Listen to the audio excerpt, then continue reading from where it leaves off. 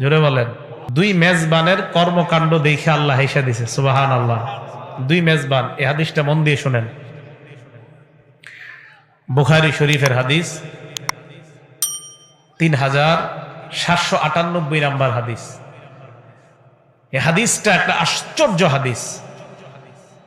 নবীজির কাছে এক মেহমান আসছে।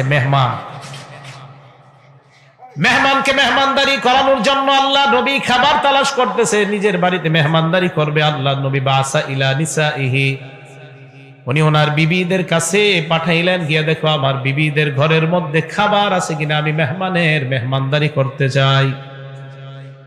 আর এই জায়গাটা আমি যখন করি টেনশন করি, আমি যখন খাবার খাই লুকমা দিই মুখের মধ্যে, মাঝে মাঝে আমার হাদিসের এই জায়গাটা মনে পড়ে। মন দিয়ে শুনেন। যাকে পাঠাইলেন উনি আল্লাহ নবীর কাছে আসলেন। আসার পর নবী প্রশ্ন করলেন, কি ব্যাপার, খাবার ব্যবস্থা হয়েছে কিনা?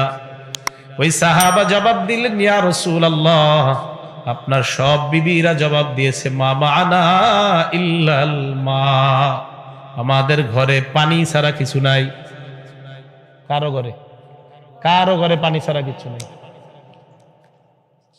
আজকে আমার